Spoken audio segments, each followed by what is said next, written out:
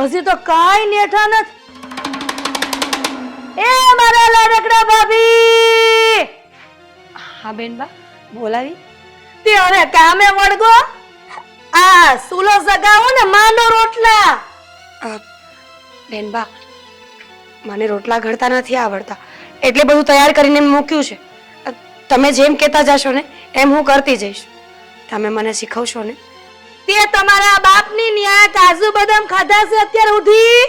હે કે રોટલા નથી આવડતા અને શરમ નથી આવતી કે મને કહે છે કે રોટલા શીખાઈશો? બેન, હા, હવે શું કરું?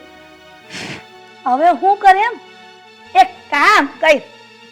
આ બાકસની હળી લે અને પેટાય અને પછી એની માટે બેહી જા એટલે તારો ખેલ ખલ્લાસ.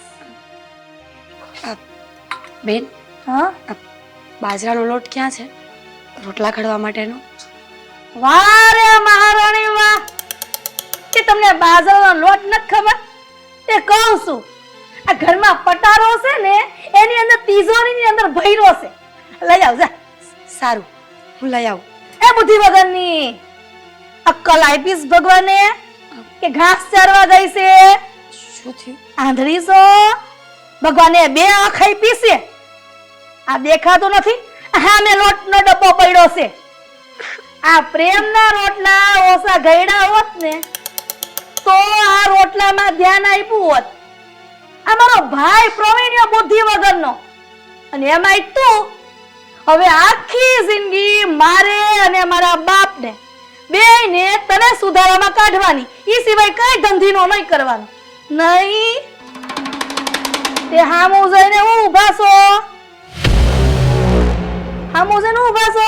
આ એકલા લોટથી રોટલા નહીં ઘડાય. બીજું શું જોશે આમાં નાખવા માટે? બધું તો લઈ આવીશું. બધું લઈ આવીશો, પણ જે વસ્તુ તારામાં નથી ને ઈ તો હામે નથી દેખાતું. ઈ વસ્તુ છે ને આ રહોડામાં મળી જાય. ઓય ઊભા થઈ પોતા પગે ઉપડો ને લઈ આવો જાઓ. પણ શું સમજી નહીં તમારી વાત. એ મીઠું મીઠું. હા, લઈ આવું.